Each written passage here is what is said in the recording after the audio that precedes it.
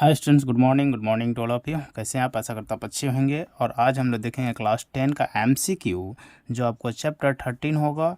Chapter 13 है surface area and volumes. Okay, तो class 10 का जो एमसीक्यू है, कंप्लीट एमसीक्यू, जो वेरी वेरी इंपॉर्टेंट एमसीक्यू है, वो हम लोग आज देखेंगे। चलिए देखते हैं क्वेश्चन नंबर 1। क्वेश्चन नंबर 1 में क्या दिया हुआ है, चलिए पढ़ लेते हैं। दिया हुआ है the volume of cube is 2744 centimetre cube, its surface area is. तो देखिए, इसका जो है आपका क्वेश्चन नंबर 1 जो दिया है, वो आपका दिया है द वॉल्यूम ऑफ क्यूब दिया हुआ है। क्या दिया हुआ है? Volume of cube. अब वॉल्यूम ऑफ क्यूब कितना दिया हुआ है? 2744। ओके, तो वॉल्यूम ऑफ क्यूब 2744 यहाँ पर गिवन है। तो वॉल्यूम ऑफ क्यूब होता है क्या? वो होता है ए क्यूब। अब यहाँ से देखिए, ये किसका क्यूब है, तो ये आपको पता होना चाहिए। ये 14 का जो 3 है, 14 इंटू 14 इंटू 14 ये होता है, ठीक है। और यहाँ से दिया आपका सेंटीमीटर क्यूब, ये सेंटीमीटर क्यूब है। तो यहाँ पर भी सेंटीमीटर सेंटीमीटर हो जाएगा, ये सेंटीमीटर क्यूब हो जाएगा। तो ए का जो वैल्यू हो जाएगा, ए क्यूब इक्वल टू क्या हो जाएगा? 14 सेंटीमीटर क्यूब। ओके, तो ए इक्वल टू 14 सेंटीमीटर। देन हमसे क्या फाइंड आउट करने के लिए? Its surface area. तो सरफेस एरिया जो होता है, सरफेस एरिया ऑफ क्यूब, ये होता है 6a²। क्या होता है? 6a²। तो 6a² में 6 इंटू 14 का स्क्वायर कितना होगा? 14 होगा, ये इसका स्क्वायर हो जाएगा। तो 14 का स्क्वायर कितना हो जाएगा? 6 इंटू 196। 14 का स्क्वायर कितना था? 196। और 196 इंटू यहाँ पर 6 से मल्टीप्लाई अगर हम लोग करें तो कितना आ जाएगा? 1176। तो इसका इक्वल कितना आ जाएगा? 1176 सेंटीमीटर स्क्वायर। ओके, ये कौन सा ऑप्शन है? ऑप्शन जो हो जाएगा आपका ए, ऑप्शन ए इसका करेक्ट हो जाएगा। नेक्स्ट देखते हैं क्वेश्चन नंबर 2। क्वेश्चन नंबर 2 में क्या दिया है, चलिए देख लेते हैं। क्वेश्चन नंबर 2 में है आपका कि the volume of 2 sphere are in the ratio 64। Volume दिया हुआ है और the ratio of the area. देखिए, इसमें हम एकदम इजी ट्रिकली बता रहा हूँ। जब भी आपको किसी चीज़ का वॉल्यूम दिया रहा है, वॉल्यूम का आपका कुछ रेशियो है 64 और 27, कभी भी ऐसा दिया रहा है, तो आप इसको सबसे पहले क्यूब रूट कीजिए। रेशियो में लाना है, सबसे पहले किस में लाना है? रेशियो में। नॉर्मल जो रेशियो होगा, तो इसका क्यूब रूट करना है 64 का, और 27 का भी क्यूब रूट करना है, ठीक है। तो इसका 64 का कितना हो जाएगा? ये हो जाएगा 4 का क्यूब, और ये हो जाएगा 3। तो रेशियो क्या निकला हमारा? नॉर्मल रेशियो, ये 4:3।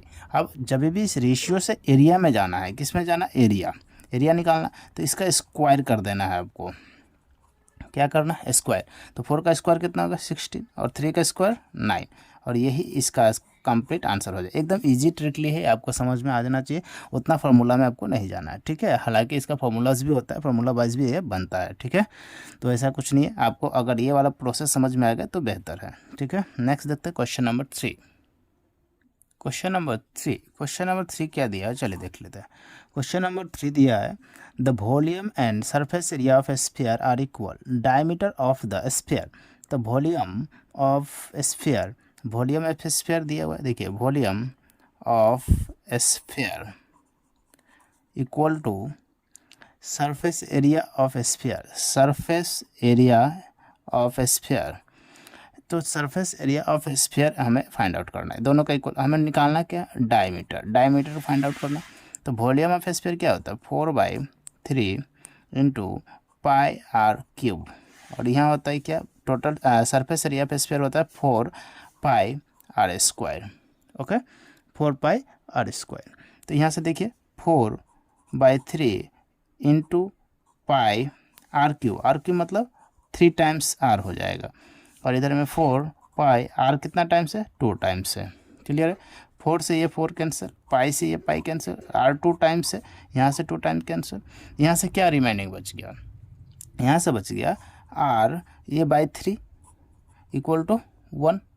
ये 3 को उससे इस साइड ले आए तो क्या बन जाएगा? आर इक्वल टू 3:1, तो 3। तो रेडियस कितना मिल गया? 3।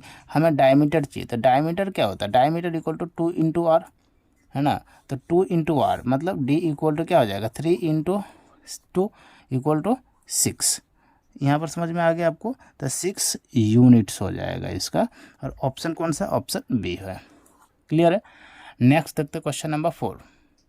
क्वेश्चन नंबर 4 जो वेरी वेरी इंपॉर्टेंट क्वेश्चन है, ये आपका VVI है, ठीक है। ये क्वेश्चन हमेशा पूछा जाता है, स्टार मार्क वाला क्वेश्चन है। क्वेश्चन नंबर 4 चलिए पढ़ लेते हैं हम लोग।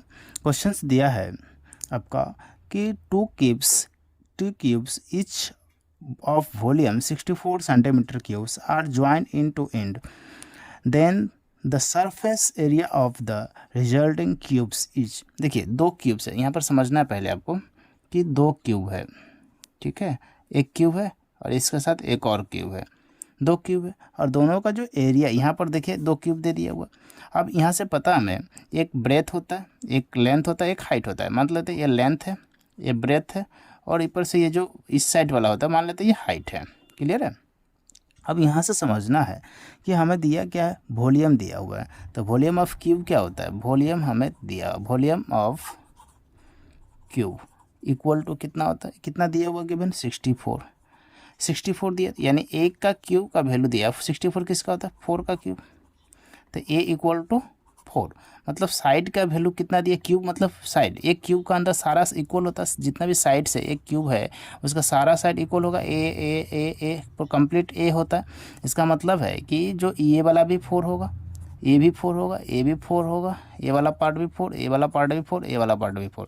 तो देखिए यहाँ से हमें लेंथ जो है वो कितना आ गया 8, बाकी सारा चीज़ लेंथ सिर्फ 8 मीटर आएगा, बाकी सारा चीज़ ब्रेथ 4 ही रहेगा और हाइट 4 ही रहेगा, बाकी कहीं पर भी इफेक्ट नहीं पड़ेगा।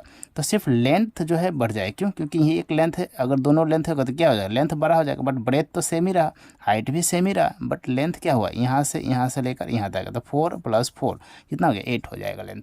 ओके, तो लेंथ यहाँ पर अब हमको क्या निकालना है यहाँ से, तो टोटल सरफेस एरिया निकालना है। Total surface area TSA, total surface area of cube, वो फॉर्मूला होता है, ठीक है। सॉरी क्यूबॉइड, या तो ये क्यूबॉइड बन गया तो क्यूबॉइड हो जाएगा, cuboid, total surface area of cuboid.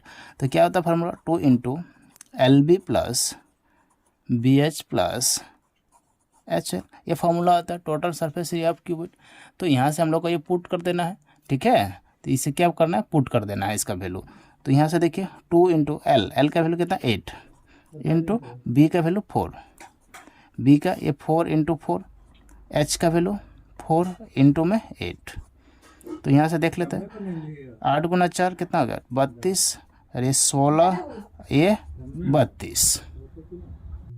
Next क्या हो जाएगा, तो 32 + 32 + तो 16 × 5 कितना होगा 80। तो यहाँ से कंप्लीट कितना होगा 80, तो 2 × 80 तो कितना हो जाएगा 160, कितना आ जाएगा इसका 160 सेंटीमीटर स्क्वायर। तो कौन सा ऑप्शन है, ऑप्शन नंबर सी, इसका कंप्लीट आंसर क्या हो जाएगा, ऑप्शन सी 160 सेंटीमीटर स्क्वायर। और ये वेरी वेरी इंपॉर्टेंट क्वेश्चन है, ये क्वेश्चन हमेशा पूछा गया एग्जाम में है, ठीक है। तो इसको आप अच्छा से इसको रिवाइज करके जाइएगा, ठीक है। नेक्स्ट देखते हैं क्वेश्चन नंबर 5। क्वेश्चन नंबर 5 देखिए, क्वेश्चन नंबर 5 क्या दिया हुआ है, क्वेश्चन नंबर 5। तो 5 नंबर जो क्वेश्चंस है आपका, ये दिया गया है क्वेश्चंस कि the volume of sphere, volume of sphere कितना दिया हुआ है, volume of sphere, volume of sphere equal to 288 pi centimetre cube, ठीक है। वॉल्यूम ऑफ स्फीयर ये दिया हुआ। तो वॉल्यूम ऑफ स्फीयर फॉर्मूला क्या होता है, ये होता है 4/3 pi r cube, volume of sphere 4/3 pi r cube equal to 288 pi. यहाँ से पाई कैंसिल, तो यहाँ से क्या बचेगा r क्यूब इक्वल टू 288 × 3 ऊपर चला जाएगा, नीचे 4 आ जाएगा। तो 4 से कैंसिल कीजिए, 4 7 जा 28 और 4 2 जा 7, तो 72 × 3 कितना आ जाएगा 72 × 3, 3 2 जा 6 और 7 3 जा 21, तो 216 आ जा रहा है। यानी r क्यूब का वैल्यू कितना आ गया 216, यानी 216 जो है ये किसका, अब हमसे क्या निकालने दिया रेडियस, r का वैल्यू हमें चाहिए। तो 216 का जो वैल्यू है ये किसका क्यूब होता है, ये आपको 16 × 16 × 16, यानी r क्यूब इक्वल टू कितना हो गया 216। आई होप इतना आप समझ में आ गया। अब यहाँ से देखना आपको कि ये जो 216 है इसको अगर आप ऐसे भी लिख सकते हैं, 216 का जो वैल्यू होता है ये कितना 6 × 6 × 6 ये वाला पार्ट होता है। तो यहाँ पर 216 आर क्यूब का जो वैल्यू है वो क्या आ जाएगा 6 × 6 × 6। क्लियर है। तो ये आर क्यूब इक्वल टू 6 का क्यूब, तो आर का वैल्यू क्या मिल जाएगा हमें, तो r equal to 6 centimetre. I hope आपको समझ में आया होगा, है ना। तो इसमें कौन सा ऑप्शन हो जाएगा, ऑप्शन सी। क्लियर है। नेक्स्ट देखते हैं क्वेश्चन नंबर 6। क्वेश्चन नंबर 6 चलिए देख लेते हैं क्या दिया हुआ है। क्वेश्चन नंबर 6 में दिया हुआ है कि the surface area of a cube is 600। Total surface मतलब total surface area of cube. तो क्या होता है टोटल सरफेस एरिया, यहाँ पर देखिए total surface area of cube, ये हमें दिया हुआ है कितना 600 मीटर स्क्वायर। तो total surface area of cube formula क्या होता है, तो यहाँ पर आपको ये समझना पड़ेगा 6L² होता है। क्या होता है 6L², इसका वैल्यू दिया हुआ 600 मीटर स्क्वायर। तो 6 से ये 600 करें तो कितना आ जाए 100 मीटर स्क्वायर। तो L² का जो वैल्यू है वो कितना हो जाएगा 100 मीटर स्क्वायर। तो L इक्वल टू क्या हो जाएगा, L² इक्वल टू 10 का स्क्वायर हो जाएगा, 10 मीटर का स्क्वायर। तो L इक्वल टू वाट, तो L इक्वल टू 10 मीटर। हमें यहीं से पूछा है तो 10 मीटर हो जाएगा। तो ऑप्शन कौन सा हो जाएगा इसका, इच लेग मतलब हर एक लेंथ पूछा है तो यहाँ पर ये वाला आंसर हो जाएगा। तो कौन सा ऑप्शन डी हो जाएगा। क्लियर है। नेक्स्ट देखते हैं क्वेश्चन नंबर 7। क्वेश्चन नंबर 7 में चलिए देख लेते हैं क्या दिया हुआ है। क्वेश्चन नंबर 7 में दिया है कि the ratio of the total surface area to the lateral surface area of the cylinder with base radius 8 centimetre, radius कितना दिया 8 सेंटीमीटर, एंड हाइट है 20 सेंटीमीटर। मतलब रेडियस का जो वैल्यू है वो दिया हुआ आपका 80 सेंटीमीटर और हाइट का जो वैल्यू है वो दिया हुआ आपका 20 सेंटीमीटर। ठीक है। अब यहाँ से देखिए हमें निकालना है लेटर टोटल सरफेस एरिया, और यहाँ पर ये किसका है, ये सिलेंडर का दिया हुआ है, सिलेंडर। ओके, ये सिलेंडर का गिवन दिया हुआ वैल्यू। यहाँ से हम लोग को किस किस का निकालना है, तो यहाँ पर सिलेंडर का दिया हुआ total surface area of cylinder, यानी total surface area of cylinder, और रेशियो में है तो रेशियो दे दिए, और उसका बाद बोल रहा है lateral surface area, lateral surface area of cylinder. Okay, तो total surface area of cylinder क्या होता है, तो ये फार्मूला होता है, ये आपको याद होना चाहिए 2πr × r+h। ठीक है। और ये क्या होता है lateral surface area 2πr × h। आई होप आपको समझ में आ गया होगा। यहाँ से देखिए 2π से 2π कैंसिल, ये r से ये r कैंसिल, तो यहाँ से क्या हो जाएगा r+h। तो r का वैल्यू कितना है 80, यहाँ 80 दे दीजिए। h का वैल्यू कितना है 20, तो यहाँ 20 दे दीजिए। ठीक है, सेंटीमीटर का ज़रूरत नहीं है। और यहाँ पर देखिए h पर जाए तो h कितना है 20, यहाँ से 20 दे दीजिए। अब यहाँ देखिए कि 80 + 20 कितना हो जाएगा 100, और इधर 20, तो यहाँ से 21 जा 25 जा 20 से 5 बार में चला तो 5:1 5:1 रेशियो आ जाएगा। तो इसमें कौन सा ऑप्शन है, तो 5:1 के हिसाब से ऑप्शन ए। तो ऑप्शन कौन सा हो जाएगा ए। क्लियर है। नेक्स्ट देखते हैं क्वेश्चन नंबर 8। क्वेश्चन नंबर 8 देखिए, ये आपका इस चैप्टर का लास्ट क्वेश्चन होगा आपका क्वेश्चन नंबर 8। ठीक है, ज़्यादा क्वेश्चंस हम लोगों ने पिक नहीं किया हूँ। ठीक है, तो क्वेश्चन नंबर 8 चलिए देख लेते हैं। क्वेश्चन नंबर 8 में क्या दिया हुआ है, क्वेश्चन नंबर 8। ठीक है, क्वेश्चन नंबर 8 में आपका क्वेश्चन है, if 3 metallic sphere of ready 6 centimetre 8 centimetre and 10 centimetre are metal to form the single sphere, then the diameter of a sphere। देखिए सबसे पहला चीज़ आपको ये पता होना चाहिए कि कोई भी चीज़ को हम लोग मेटल करते हैं, मेटल होने के बाद एक नया चीज़ को फॉर्म करते हैं। सपोज मान लीजिए कोई एक चीज़ मेटल है, यहाँ से मैं रख दिखाता हूँ कि एक मेटल कर रहे हैं, कोई एक चीज़ है, एक मेटल किया, दो तीन मेटल करके एक नया चीज़ आप एक्स्ट्रा एक निर्माण कर रहे हैं। ठीक है, 3 मेटल करके एक नया चीज़ को आप मेटलाइट कर रहे हैं, मेटलाइट करके यहाँ से बना रहे हैं। तो इस तीनों का वॉल्यूम जो है इसका वॉल्यूम का बराबर होगा। कोई भी मेटल करके जो नया चीज़ बनता है वो वॉल्यूम इक्वल होता है, यानी वॉल्यूम ऑलवेज इक्वल होगा। इस चीज़ को समझिएगा, वॉल्यूम हमेशा इक्वल रहेगा। कोई भी चीज़ मेटल होकर भी रहेगा तो क्या होगा, वॉल्यूम चेंज नहीं होगा उसका। ओके, इस चीज़ को आप याद रखिएगा। तो वॉल्यूम कभी भी चेंज नहीं होता है। तो ये सबसे पहला देख लेते हैं रेडियस क्या क्या दिया हुआ हमारे पास। ठीक है, तो रेडियस यहाँ से हम लोग निकालते हैं। तो देखिए पहला R1 का कितना दिया हुआ 6 सेंटीमीटर। ओके, R2 उसका वॉल्यूम हमें कितना दिया हुआ 8 सेंटीमीटर। R3 उसका वॉल्यूम हमें दिया 10 सेंटीमीटर। और हमें एक नया जो है रेडियस वो हमें फाइंड आउट करना है, सारा इक्वल हो जाएगा किसका, ये R का दे दिया, कैपिटल R। क्लियर है। अब यहाँ से देखिए हमें क्या निकालना है, volume two equal to volume, यानी इसका भी वॉल्यूम निकालना, इसका भी वॉल्यूम, दोनों वॉल्यूम क्या होता है, इक्वल हो जाएगा। तो किसका वॉल्यूम है, तो total surface area, sorry total sphere निकालना है, स्फीयर ऑफ वॉल्यूम, स्फीयर का। तो वॉल्यूम ऑफ स्फीयर, तो वॉल्यूम ऑफ स्फीयर क्या होता है, तो ये वॉल्यूम ऑफ स्फीयर होता है 4/3 पाई R क्यूब, इसका हो गया।